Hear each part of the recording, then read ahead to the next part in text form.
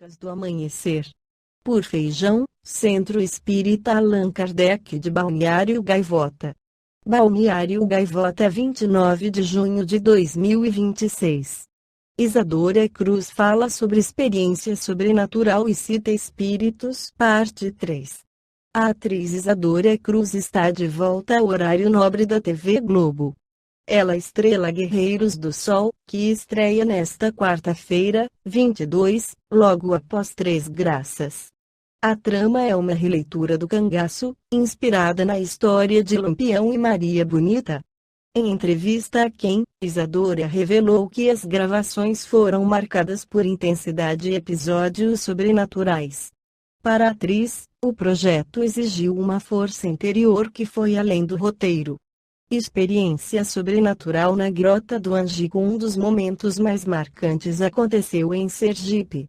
O elenco visitou a Grota do Angico, local onde os cangaceiros originais foram mortos.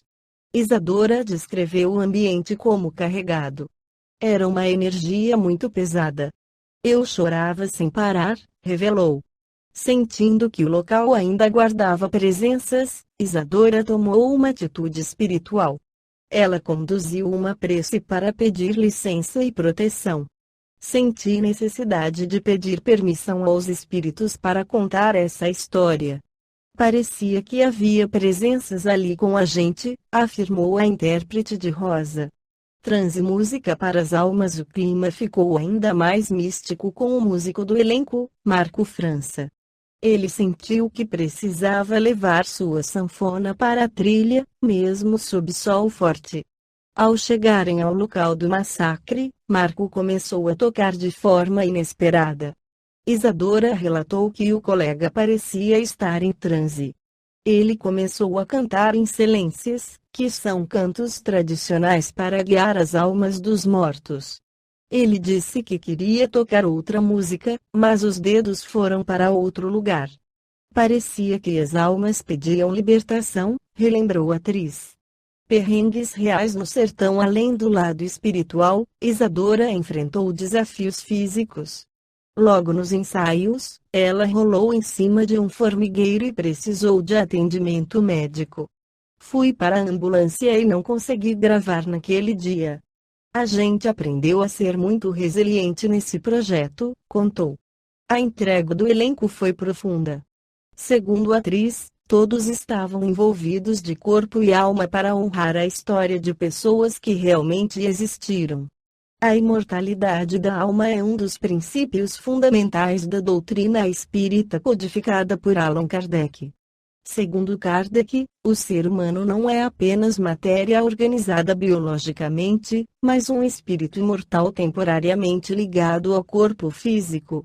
A morte, portanto, não representa o fim da existência, mas apenas a destruição do corpo material, permanecendo viva a individualidade consciente do ser.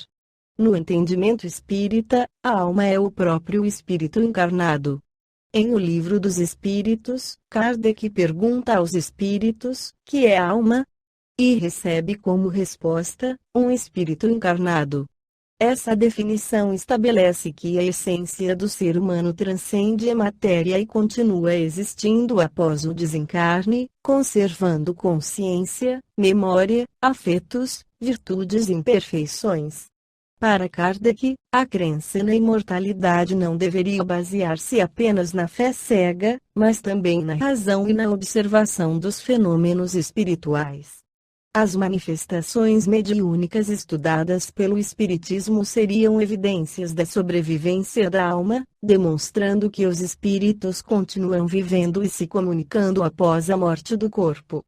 Assim, a imortalidade deixa de ser apenas esperança religiosa e passa a constituir princípio racional e filosófico.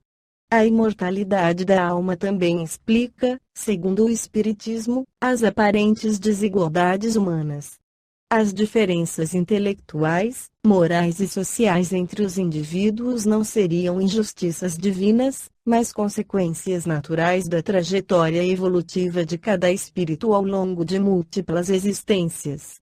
Os talentos precoces, As tendências morais, as provas dolorosas e até certos sofrimentos encontram sentido dentro da continuidade da vida espiritual.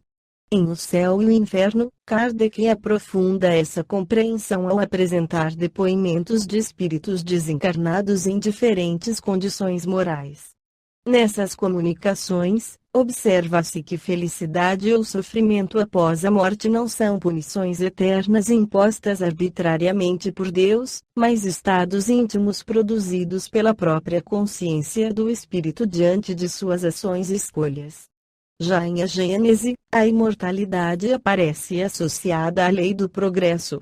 O espírito é criado simples e ignorante, destinado a evoluir continuamente em direção à perfeição relativa. Através das reencarnações, aprende, desenvolve virtudes, corrige imperfeições e amplia sua consciência espiritual. Dessa forma, a vida corporal é apenas uma etapa temporária dentro de uma existência muito mais ampla. A compreensão da imortalidade transforma profundamente a visão da vida.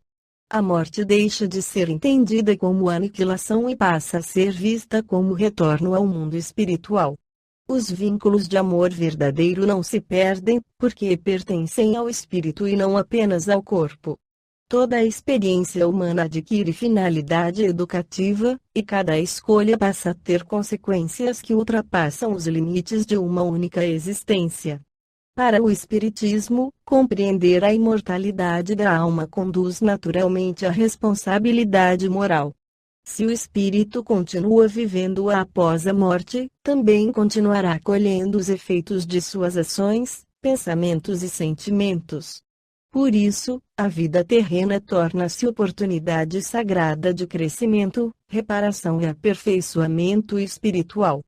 Essa visão é sintetizada por Kardec em O Evangelho segundo o Espiritismo na conhecida frase: nascer, morrer, renascer ainda e progredir sem cessar, tal é a lei. Esta foi a crônica do amanhecer de 29 de junho de 2026. Por Alfredo Feijão Lopes.